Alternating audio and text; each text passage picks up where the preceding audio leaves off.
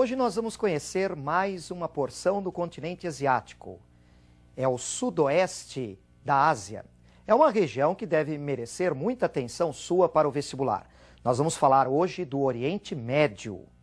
Inicialmente, vamos conhecer o Oriente Médio através do seu mapa político. Você vai observar comigo a tela e vai conhecer alguns dos países dessa região. Vejam. Vamos destacar para vocês alguns países mais importantes do Oriente Médio. A Arábia Saudita, que é o maior da região, o Irã, o Iraque, vamos lembrar do Kuwait, vamos lembrar também de Israel, do Afeganistão, da Jordânia e da Turquia, além da Síria. Esses não são os únicos países do Oriente Médio, existem outros, mas são alguns que merecem a sua atenção para o vestibular. Você pode observar também neste mapa que o Oriente Médio é cercado por vários mares. Com especial destaque, observem o Mar Mediterrâneo, o Mar Negro, o Mar Cáspio, o Mar Vermelho e o Golfo de Aden e o Mar da Arábia. É importante lembrarmos de algumas características físicas dessa porção do continente asiático. Você deve se lembrar, pelas muitas reportagens que você já assistiu sobre o Oriente Médio, do clima predominantemente desértico. Há muitas áreas com clima árido e semiárido, com formações de xerófitas e estepes. Evidente que não é o único tipo de clima ou de vegetação que você encontra nessa região. A região do litoral do Mediterrâneo, por exemplo, apresenta o clima do tipo mediterrâneo com os maquis garrigue. Importante também lembrarmos de algumas características do relevo, da rede de rios dessa região da Ásia. Acompanhe comigo então o mapa físico do Oriente Médio.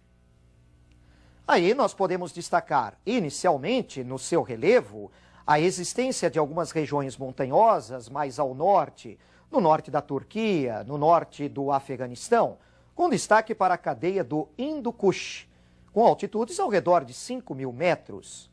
Devemos lembrar também da importante planície da Mesopotâmia, no Iraque, uma planície de solos férteis, cortada por dois rios de grande destaque, o rio Tigre e o rio Eufrates. Podemos ainda verificar nesse mapa a presença de mais dois golfos, o Golfo de Omã, o Golfo Pérsico e, entre eles, o Estreito de Hormuz. Este Golfo Pérsico você não pode esquecer. Ao redor do Golfo Pérsico concentram-se muitas jazidas de petróleo do Oriente Médio. Entre o Golfo Pérsico e o Golfo de Omã, você observou o Estreito de Hormuz. Os navios petroleiros que se dirigem para o Golfo Pérsico, obrigatoriamente, passam pelo Estreito de Hormuz. Vamos lembrar de algumas características humanas dessa região. O Oriente Médio, no seu conjunto, apresenta uma população maior do que a do Brasil, uma densidade demográfica mais elevada do que a nossa, mas uma população mal distribuída, especialmente devido aos desertos. Nessa situação, é importante lembrar que o homem vai procurar se fixar junto a fontes de água, junto aos litorais, junto aos rios. A planície da Mesopotâmia, que você já conheceu, é uma importante área de concentração humana. O litoral do Mediterrâneo, o litoral do Golfo Pérsico, proximidades do Mar Cáspio, o Vale do Rio Jordão entre Israel e Jordânia. São áreas importantes. Acompanhe comigo a próxima tela para conhecermos mais algumas características da população do Oriente Médio. Vejam. Temos aqui uma tabela, um quadro comparativo entre alguns países do Oriente Médio. Eu quero que você preste muita atenção, principalmente para as grandes diferenças entre alguns países. Chamo atenção para o caso de Israel. Israel é o único país desenvolvido do Oriente Médio. Você pode observar o seu analfabetismo muito reduzido, uma expectativa de vida elevada e uma mortalidade infantil muito baixa. Compare especialmente com o caso do Iraque e, mais ainda, o Afeganistão. O Afeganistão apresenta indicadores socioeconômicos péssimos na região. O analfabetismo, vejam, 63,7%. Uma expectativa de vida muito baixa, 43 anos e meio. E uma mortalidade infantil elevadíssima, 161,3 por mil. Realmente, as condições de vida no Oriente Médio variam de um país para outro. Em termos genéricos, o Oriente Médio é uma região pobre, apesar de toda a riqueza com o petróleo. A exceção fica realmente por conta de Israel, como você observou nesse quadro comparativo. Vamos agora a mais uma tela. Nessa tela, nós estamos já analisando um aspecto importante da economia do Oriente Médio: as reservas mundiais provadas de petróleo. Você pode observar que o Oriente Médio tem um peso muito grande nessas reservas mundiais. 66% das reservas já provadas estão no Oriente Médio. Você pode observar o percentual da ex-União Soviética e da Europa, que são reduzidos. A América Latina, com 12% das reservas provadas. América Anglo-Saxônica, Ásia e Oceania, com percentuais também modestos. E a África, com 7%.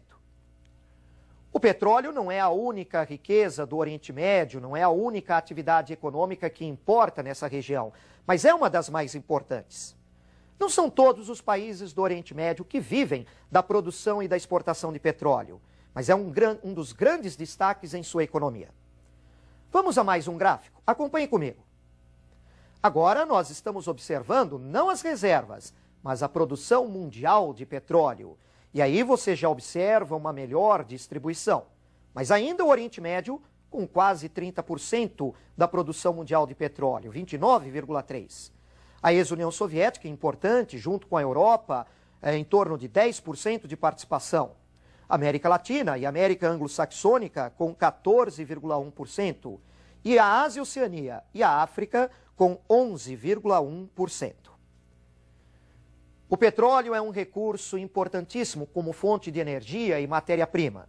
E lá no Oriente Médio, ao redor do Golfo Pérsico, nós encontramos alguns países que vivem de produção e exportação de petróleo e estão reunidos dentro de uma organização.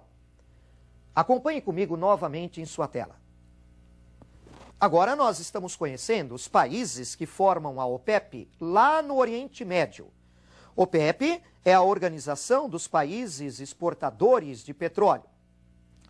É uma organização criada na década de 60, com o objetivo de ter um controle sobre o mercado mundial de petróleo, estabelecendo cotas de produção para cada país membro e tentando ter um controle sobre o preço do petróleo no mercado mundial. No Oriente Médio são membros da OPEP a Arábia Saudita, o Irã, o Iraque, o Kuwait, o Catar e os Emirados Árabes.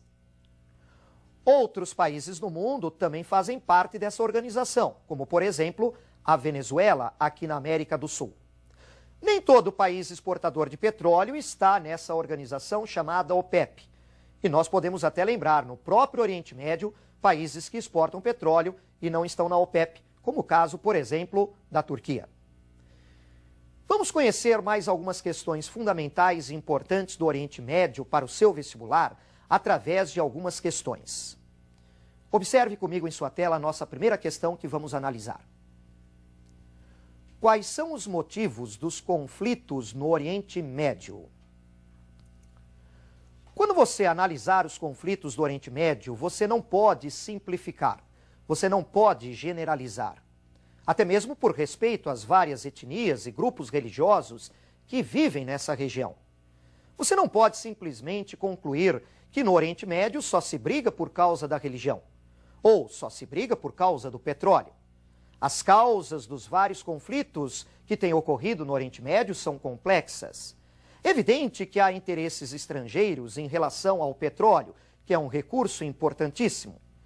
É evidente que nós temos o componente religioso envolvido com alguns conflitos, mesmo porque há uma certa briga pelo controle de locais sagrados. Mas há também questões importantes, como a briga por terras, um lugar onde viver, a briga pelo controle de fontes de água. Não se esqueça que uma boa parte da região é desértica, tem um clima muito seco.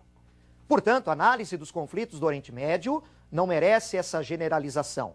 Merece que você faça uma análise mais cuidadosa de cada um dos conflitos. As causas são muito complexas. Vamos agora analisar uma segunda questão. Onde se localizam a faixa de Gaza e a Cisjordânia? Muito bem, só esses dois nomes já deve ter lhe chamado a atenção para os muitos noticiários que você tem visto nos últimos anos a respeito do Oriente Médio. São dois locais, duas regiões muito conhecidas. Fazem parte ou estão envolvidas no conflito árabe-israelense. Para você conferir o posicionamento dessas duas áreas, você vai observar comigo um mapa. Vejam então a sua tela. Neste mapa, nós estamos observando regiões envolvidas no conflito árabe-israelense, um conflito já de várias décadas. E por que não dizer, um conflito muito antigo que remonta a milhares de anos. Observamos aí a localização de Israel. Observamos também a península do Sinai, pertencente ao Egito. Ela já esteve sob ocupação de Israel. Podemos observar as colinas de Golã, pertencentes à Síria. E vamos verificar, então, a localização da faixa de Gaza e da Cisjordânia. A faixa de Gaza junto ao mar Mediterrâneo.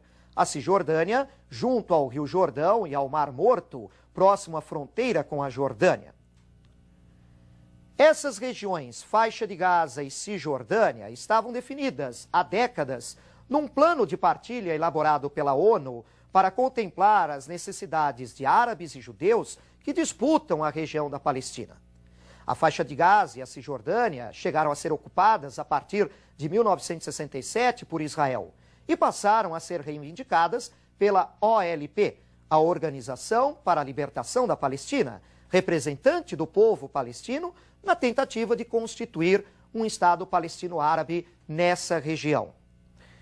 Faixa de Gaza e Cisjordânia apareceram muito nos noticiários em virtude dos vários conflitos, contrapondo a comunidade de origem palestina árabe e a comunidade dos judeus, representados ali pelo Estado de Israel. Esse conflito não é o único do Oriente Médio, mas é o que tem chamado mais a atenção nos noticiários por todo o mundo. Pode-se lembrar da guerra Irã-Iraque na década de 80, da Guerra Civil Libanesa entre 1975 e 1990. É claro, portanto, que ao estudar o Oriente Médio para o seu vestibular, você não pode se esquecer destes conflitos. Lembre-se das características físicas, humanas, das atividades econômicas, do destaque para Israel, país desenvolvido na região, industrializado, mas não deixe de estudar os conflitos do Oriente Médio. Assim, nós estudamos na aula de hoje um item extremamente importante para o seu vestibular. Eu te aguardo então na nossa próxima aula. Um grande abraço e até mais.